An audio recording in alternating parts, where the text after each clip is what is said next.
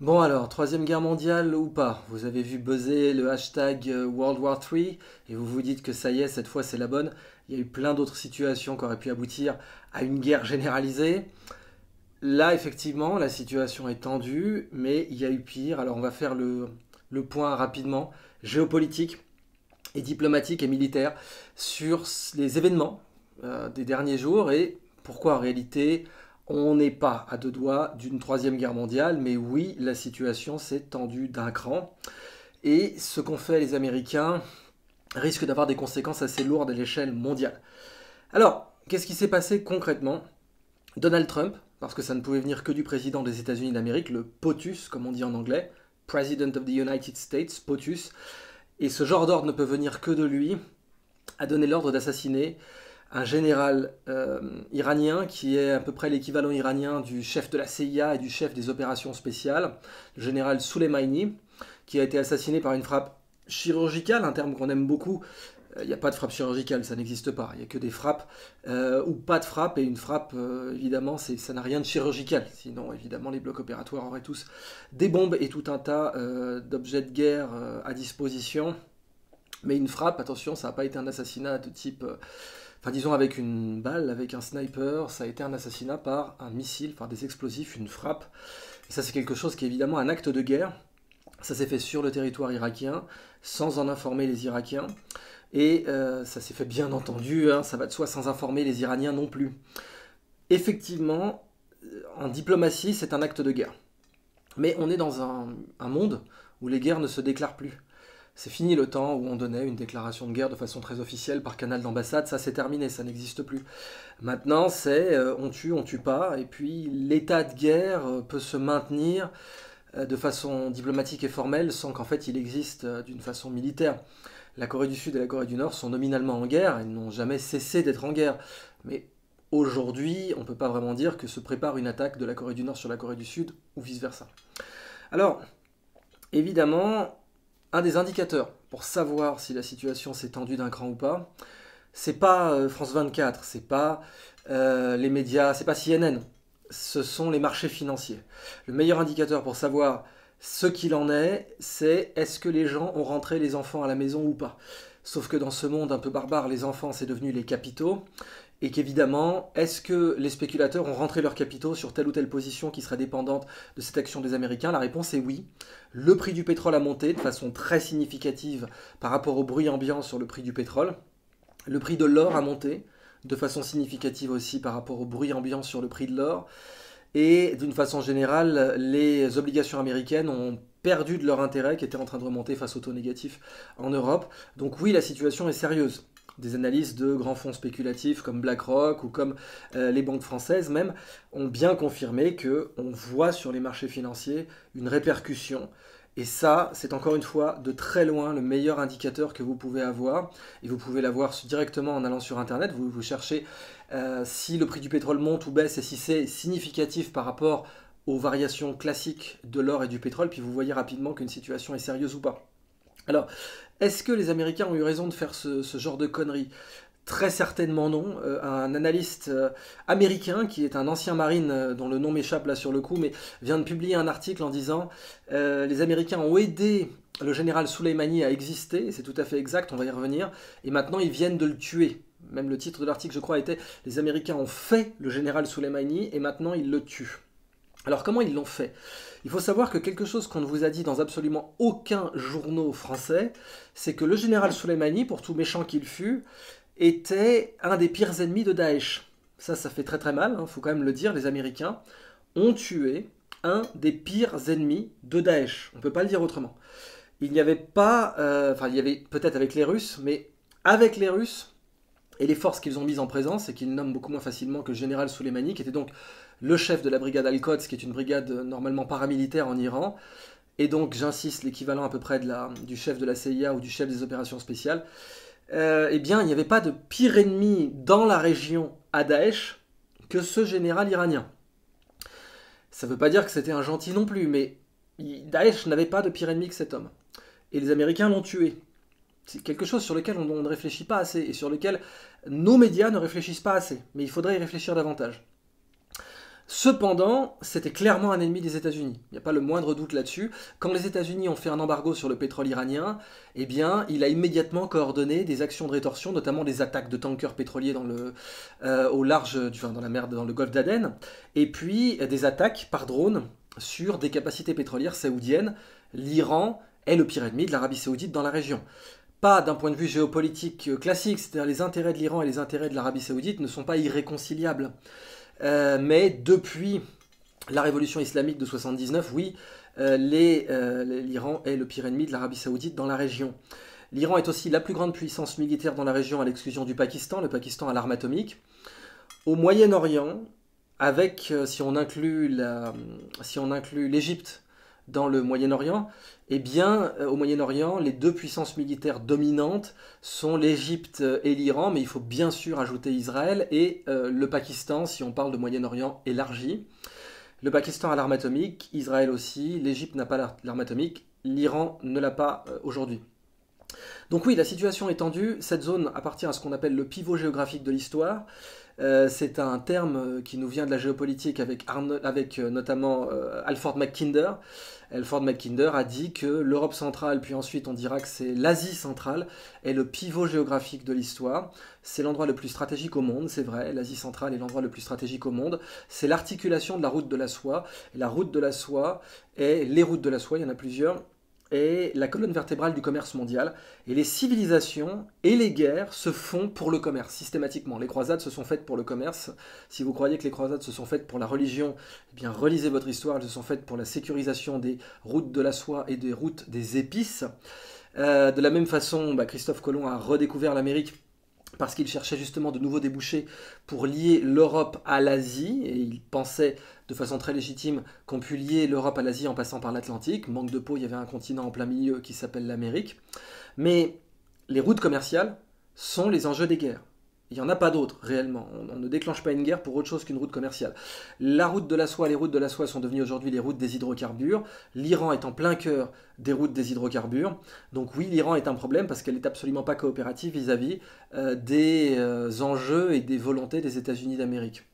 Cependant, pourquoi il est totalement impensable que les États-Unis attaquent l'Iran de façon conventionnelle, c'est-à-dire avec des frappes d'avions, avec des frappes depuis, bien sûr, leur porte-avions, leur groupe aéronaval dans la région, et puis avec ce qu'on appelle des boots on the ground, c'est-à-dire des soldats réguliers, pas des forces spéciales. Eh bien, c'est que les États-Unis ont déjà reçu plusieurs doubles veto de la Chine et de la Russie vis-à-vis d'une opération en Syrie. Ça ne signifie pas que les États-Unis, et les Français d'ailleurs, n'ont pas déployé de soldats en Syrie. Il y a eu des forces spéciales françaises en Syrie, il y a eu des forces spéciales américaines en Syrie, mais ça c'est clandestin, ce qu'on appelle une opération clandestine. On n'appelle pas ça du coup des boots on the ground, même si bien sûr il y en a, ça fait des bottes sur le sol concrètement, mais comme c'est des opérations clandestines, ce sont des opérations dont on va dénier l'existence, même si ces opérations sont publiés, sont rendus publics par les médias, notamment les médias turcs, qui ont confirmé qu'il existait des forces spéciales françaises en Syrie. La France ne va à aucun moment faire une conférence de presse pour dire oui, pardon, on s'est fait pincer, on avait des forces spéciales sur le sol. Ça, c'est la conduite normale de la guerre aujourd'hui. On ne peut pas le reprocher à la France, on ne peut pas le reprocher aux États-Unis, c'est comme ça que les guerres se mènent aujourd'hui. Cependant, il n'est pas possible pour les Américains d'entrer en conflit ouvert avec l'Iran parce que cette fois, les Russes interviendront. Et les Russes interviendront soit de façon indirecte, ils ont livré des armes à l'Iran dispose de torpilles, les torpilles Shkval, qui sont donc des torpilles entourées qui sont propulsées dans une bulle de gaz, ce qui leur permet d'atteindre des vitesses absolument faramineuses sous l'eau, et elles peuvent menacer un groupe aéronaval sans trop de difficulté. Les Iraniens ont aussi des petits bateaux très rapides qui peuvent déployer ce genre de torpilles et couler un porte-avions avec énormément de facilité. On ne peut pas de toute façon intercepter une torpille de ce type une fois qu'elle est lancée. Et puis les Iraniens ont développé leur capacité de guerre puisque l'attaque contre l'Iran a été télégraphiée. Ça fait à peu près depuis 2001 que les Iraniens sont prévenus. À partir du moment où les Américains étaient déployés en Iran, les Iraniens, en Afghanistan, eh bien les Iraniens savaient qu'ils étaient sur la liste. Et effectivement, ils l'ont été, même pendant l'élection d'Obama. John McCain avait été interrogé par la presse, on lui avait demandé ce qu'il pensait de la situation en Iran. Il avait dit, est-ce que vous avez entendu cette chanson des Beach Boys, Bomb Iran? et il s'était mis à chanter comme ça sur les Beach Boys, bam, bam, bam, bam, bam, bam, bam, comme ça d'une façon très embarrassante pendant une bonne minute. C'était très clair pour la diplomatie iranienne qu'il fallait se préparer, et notamment acquérir des S-300 russes, c'est-à-dire des missiles antiaériens qui peuvent couvrir 300 km de rayon, donc 600 km de parasol, de parapluies antimissiles et anti-avions. Et puis c'est vrai qu'aujourd'hui, les avions sont de moins en moins intéressants pour la conduite de la guerre parce qu'il y a des missiles hypersoniques, que les Russes ont développé une capacité de missiles hypersoniques aussi bien pour porter des bombes atomiques que des bombes H même précisément, que des charges conventionnelles, et que la capacité à shooter un groupe aéronaval dans le détroit d'Ormuz est très grande. Il ne faut pas oublier que l'Iran, c'est pas du tout l'Irak. L'Irak, c'est quasiment plat. L'Iran, c'est au contraire que de la montagne. C'est ce qui a permis à ce pays, en pleine route commerciale, de résister à autant d'invasions. Et donc, il n'est pas du tout envisageable, de près ou de loin, que les États-Unis tentent une opération contre l'Iran. Et c'est la seule chose qui pourrait mener à l'escalade en réalité. Les Iraniens, oui, ont une capacité de nuire aux intérêts américains, en général aux intérêts indirects américains, c'est-à-dire des alliés américains dans la région, l'Arabie Saoudite et Israël, qui sont les alliés classiques des États-Unis d'Amérique dans la région depuis la fin de la Deuxième Guerre mondiale. Or oui, il est certain que les Iraniens vont attaquer des intérêts américains, c'est-à-dire indirects, voire même directs. Bon, il y a eu quelques tirs de roquettes autour de l'ambassade américaine dans les 24 heures qui entourent la prise de cette vidéo, et puis il y aura certainement des attaques contre des intérêts saoudiens et contre des intérêts israéliens. C'est ça qui peut mener à une escalade. Cependant, si on veut essayer de comprendre un peu la situation, il faut se rappeler que même un mec comme Zbigniew Brzezinski, qui est le plus grand géopolitologue de la deuxième moitié du XXe siècle, quand on lui avait demandé ce que devraient faire les États-Unis si jamais les Israéliens attaquaient préventivement des assets, donc des actifs en Iran, et donc de cette façon Israël doit passer par l'espace aérien irakien, qui est sous contrôle américain bien entendu, eh bien, Brzezinski avait dit il faudra les intercepter. Si les Israéliens décident d'attaquer l'Iran, il faudra les intercepter. Bon, intercepter, ça veut dire quoi? On ne fait pas d'autostop avec des avions de chasse, donc intercepter, ça veut dire on les descend. Et d'ailleurs, Brzezinski a été très clair quand un journaliste lui a demandé de faire cette clarification lui-même. Il a dit oui, on les descendra. Donc, voilà, la situation s'est tendue. La décision vient de Trump. Alors Trump, il aime bien faire le chaud et le froid. Il aime bien la stratégie dite du chien enragé. La stratégie du chien enragé, c'est une stratégie qui normalement sied plutôt à Israël, et c'est une stratégie, une doctrine militaire qui a été confirmée par l'État d'Israël parce qu'elle lui sied parfaitement d'un point de vue géopolitique. Israël est un tout petit pays avec très peu de profondeur stratégique qui n'a absolument pas droit à une deuxième chance. La géopolitique israélienne, c'est zéro deuxième chance. Il faut que ça réussisse du premier coup. Et un pays qui n'a aucune deuxième chance, qui n'a pas le droit à l'erreur, c'est un pays qui bien sûr fait des frappes préventives. Je vous renvoie à l'opération Mole Cricket, je crois que c'était le nom, Mole Cricket, par laquelle les Israéliens ont attaqué préventivement des aérodromes arabes dans la région. Et puis, ou Cricket Mall, je crois que c'était dans l'autre sens. Et puis, bien entendu, la stratégie du Mad Dog du chien enragé a été définie par Moshe Dayan et par Martin von Creveld, qui a dit Israël doit être comme un chien enragé, trop fou pour qu'on l'attaque. Parce que c'est un tout petit État et qu'on peut le traverser en moins de 4 heures, même à la vitesse de progression d'un char d'assaut moderne. Les États-Unis, non. Alors pourquoi Trump se lance dans la stratégie du Mad Dog? Parce que les États-Unis, c'est justement la nation qui a le droit à l'erreur. Eh bien parce que les États-Unis ont une doctrine qui s'appelle la doctrine de la Full Spectrum Dominance, donc dominance sur tous les fronts, qui signifie qu'une perte de pied sur n'importe quel sujet, scientifique par exemple, technologique, propagande, psychologique, internet, etc. Une faille, une vulnérabilité dans un tout petit domaine peut créer une vulnérabilité dans tous les domaines. C'est le principe d'une faille dans un rocher, une toute petite faille. Si on l'élargit, si les gens s'engouffrent dedans, peut casser le rocher. Et ça, c'est une doctrine militaire américaine qui date de la guerre froide, qui a été renforcée en 91 à la fin de la guerre froide. Et cette doctrine, en fait, suppose que les États-Unis n'ont en fait pas réellement droit à l'erreur non plus, qu'ils doivent être dominants sur tous les fronts, technologique, économique, financier, politique, et bien entendu propagande, guerre psychologique. C'est peut-être pour ça que Donald Trump a pris la décision de marquer un grand coup vis-à-vis des Iraniens qui certes ont titillé les Américains de façon frontale pendant les 5 dernières années, notamment en attaquant des actifs saoudiens, notamment en intervenant dans le détroit d'Ormuz, notamment en intervenant aussi dans le golfe d'Aden, et puis en intervenant aussi au Moyen-Orient, même jusqu'en Méditerranée. Il ne faut pas oublier que le Hezbollah est bien entendu soutenu par les Iraniens. Donc Pourquoi Trump a fait ça? Alors je vous renvoie à un film américain qui s'appelle, je crois, Wag the Dog. J'ai oublié le nom français, c'est avec Robert De Niro. Et ça raconte l'histoire d'un président qui est dans la merde dans les années 90 et qui décide de mener une guerre contre la Yougoslavie. Alors c'est pas le nom qu'on lui donne, mais qui décide de mener une guerre pour faire oublier qu'il a eu quelques relations sexuelles hors mariage avec une de ses stagiaires. Et ce film vous montre comment tout est mis en scène pour qu'on en parle au maximum et pour qu'on n'ait pas à mentionner bien, ce qui s'est passé dans le bureau ovale et puis une certaine tache de sperme sur la robe d'une stagiaire. Ce film a connu un gros succès aux États-Unis et il a aussi marqué l'entrée de Robert De Niro dans le film politique, qui ne sera renié, il ne sera pas renié plutôt par des films comme The Good Shepherd, etc. Et ça pourrait être la raison pour Trump d'avoir pris cette décision. Parce que, encore une fois, il y a très peu d'intérêt pour lui d'avoir fait ça. Très très peu. À part d'envoyer un signal fort aux Iraniens, bon très bien. Et puis à part, bien entendu, d'également envoyer un signal fort à son électorat. De montrer qu'il n'est pas souple avec les Iraniens et qu'il veut encore affirmer son autorité dans la région. Mais au-delà de ça, il n'y a aucune autre raison intéressante pour les États-Unis d'agir de cette manière, c'est-à-dire en gros de déclarer la guerre à l'Iran, c'est un acte de guerre encore une fois, puis les conséquences, elles vont être que l'Iran va riposter, c'est certain. La riposte iranienne est absolument certaine, il n'y a pas le moindre doute là-dessus. Sa forme est incertaine, mais le fond, l'idée que les Iraniens vont riposter est certain. Également, ça a rendu le pouvoir iranien infiniment plus populaire auprès de sa population, ce qui est une connerie d'un point de vue diplomatique. Ça a rendu le pouvoir iranien beaucoup plus populaire, et ça c'est pas du tout un gain diplomatique américain. Ça a rendu l'occupation américaine de l'Irak encore plus impopulaire. Et ça aussi c'est idiot. Ça aussi c'est quelque chose qui n'est pas du tout intéressant pour la politique étrangère américaine.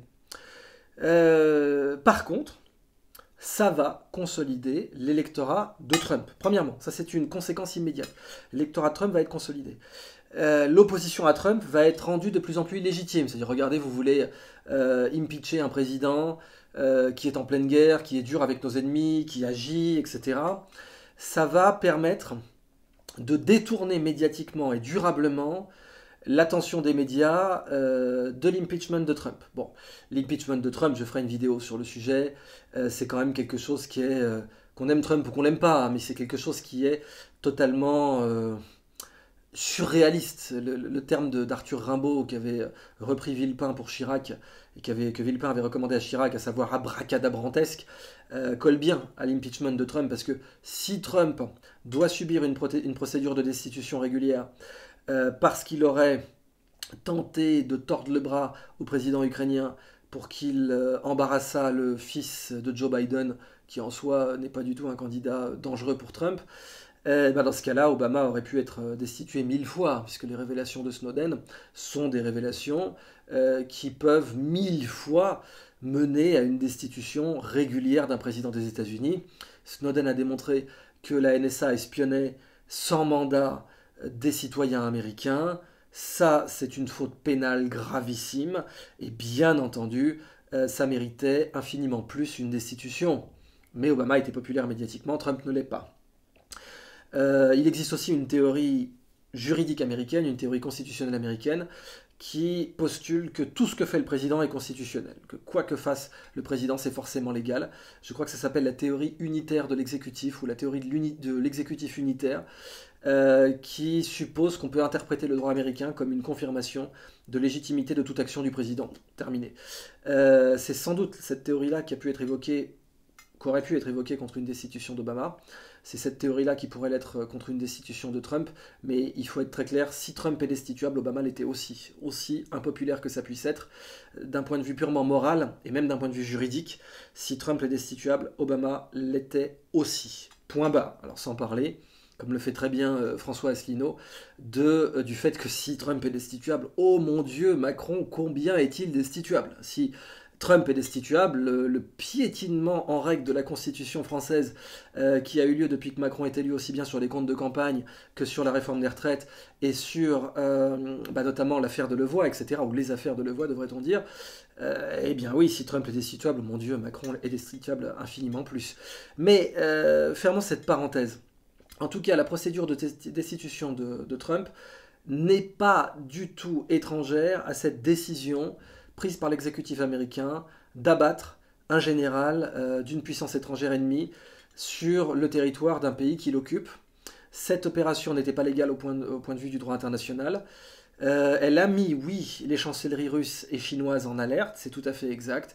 Cependant, même si c'est un petit peu de l'équilibrisme diplomatique, les Américains n'ont aucune raison d'aller plus loin, sauf si les Iraniens les y poussent, et eux-mêmes n'ont pas de raison d'aller plus loin, même s'ils vont riposter, ça paraît contradictoire. Ils vont riposter, oui, c'est certain, mais ils vont mesurer leur riposte, enfin s'ils sont rationnels, et je ne doute pas qu'ils le soient, même si l'Iran est une théocratie, parce qu'ils n'ont aucun intérêt à faire escalader cette situation outre mesure. Voilà. Si jamais ça escalade vers une riposte inévitable des Américains, ne serait-ce que sur le plan médiatique, etc., l'Iran n'a aucun intérêt à ça. Mais donc les Américains n'ont pas intérêt à faire escalader la situation non plus. Donc quand de part et d'autre du conflit, ni l'un ni l'autre n'a intérêt à le faire, et qu'on est dans une ère de la communication tout de même, il y avait le téléphone rouge du temps de la guerre froide, aujourd'hui on peut communiquer, alors l'Iran communique par l'ambassade suisse, parce que bien sûr les relations diplomatiques entre l'Iran et les États-Unis sont nominalement terminées, mais l'ambassade suisse mène et le conduit diplomatique régulier entre l'Iran et les États-Unis. C'est une bonne nouvelle. Bien évidemment, les Suisses demeurent neutres encore aujourd'hui et sont des acteurs de paix tout à fait solides dans les relations internationales. Donc c'est une bonne nouvelle que le canal de négociation entre l'Iran et les États-Unis passe par la Suisse. Bon, il passera aussi de façon informelle par la Russie. Si les Russes et les Chinois ont interdit aux Américains de se déployer en force en Syrie, bien évidemment, ils interdiront aussi aux Américains de se déployer en force en Iran. Et c'est tout ce qu'il faut retenir. Également, vous allez me dire, oui, mais la Libye, quand même, les Américains sont intervenus, oui, mais c'était Dimitri Medvedev qui était président à ce moment-là. Vous allez me dire, oui, Dimitri Medvedev était l'engin, l'instrument de Poutine, c'est exact, mais tout de même, dans les faits, Dimitri Medvedev avait un vrai pouvoir, et Poutine n'avait pas autant d'initiatives qu'aujourd'hui. Aujourd'hui, c'est impensable. Une opération militaire contre l'Iran à grande échelle est impensable. Les Iraniens sont surarmés, il ne faut absolument pas croire le contraire. Ils sont favorisés par leur géographie montagneuse, ils sont favorisés par leur pouvoir de nuisance dans le Golfe, et ils ont pris un ascendant monumental sur l'Irak, parce que les États-Unis perdent pied en Irak, c'est un fait, et Daesh est là pour le démontrer, même si la bienveillance américaine vis-à-vis de Daesh n'a pas non plus été davantage à démontrer, ou à réfuter, je dirais. Il faut retenir tout de même de cette affaire que les Américains ont abattu un des pires ennemis de Daesh, et que ça c'est quelque chose que je dis sur YouTube parce que vous ne le verrez dans aucun des médias, à la fois écrits et télévisuels, européens, même au-delà de français. Peut-être dans le Guardian, peut-être qu'on lira dans le Guardian, qui est un très très bon canard, qu'effectivement en assassinant le général Soleimani, les Américains ont assassiné un des pires ennemis de Daesh.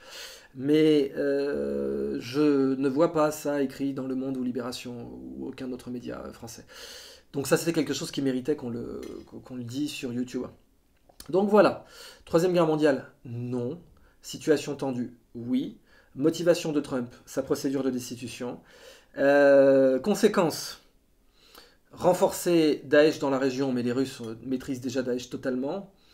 Une rétorsion iranienne est certaine, absolument certaine. Il n'y a pas le moindre doute là-dessus. Ça a renforcé l'Iran de toute façon. Un général comme Soleimani se remplace, il ne faut pas croire qu'il était irremplaçable, il le savait même lui-même. Donc les conséquences sur la puissance iranienne sont inexistantes. Au contraire, même, ça a renforcé le pouvoir iranien, ça c'est certain, puisque il y a 2 ans, les gens étaient dans la rue pour critiquer le pouvoir. Aujourd'hui, ils sont dans la rue pour renforcer le pouvoir. Donc c'est véritablement, on peut reprendre la grille d'analyse classique d'Henri Guillemin, qui est de souligner l'importance des affaires intérieures sur les affaires extérieures. Par exemple, Guillemin soulignait très volontiers l'importance du vote sur l'impôt sur le revenu sur les origines de la Première Guerre mondiale. Et bien aujourd'hui, on peut souligner, de la même façon que ce film avec Robert De Niro, Wag the Dog, l'importance des affaires intérieures américaines sur cette décision. Si Trump n'était pas sous la pression d'une procédure d'impeachment qui est avant tout médiatique plutôt que constitutionnelle, il n'aurait pas pris une décision aussi agressive. Maintenant, la stratégie de négociation de Trump est toujours celle du chien enragé. Il l'a fait pour la Corée du Nord. Il le faisait dans ses deals immobiliers. Trump avait pour tradition de montrer la photo de son avocat, qui était un vrai dingo, même psychologiquement dingo, et ça se voyait limite sur les traits de son visage, en tout cas sur sa photo, et de dire, dans un contrat, voilà, soit on joue selon les règles et on joue selon le contrat qu'on s'est fixé, soit vous aurez affaire à ce timbré qui est mon avocat. Ça, c'est une stratégie du chien enragé. Ça fait partie de l'ADN de négociation de Trump, et c'est ce qu'il utilise avec l'Iran aujourd'hui. Ça ne paiera pas avec l'Iran, ça ne l'amènera pas à un deal intéressant avec l'Iran, mais ça va l'amener à un résultat qu'il espérait, qui est qu'aujourd'hui sur Twitter, c'est le hashtag World War III qui buzz, et ce n'est plus l'impeachment, et ça va durer comme ça jusqu'à sa réélection. Et ça, on peut dire de façon très formelle que c'est brillant au regard politique pour Trump.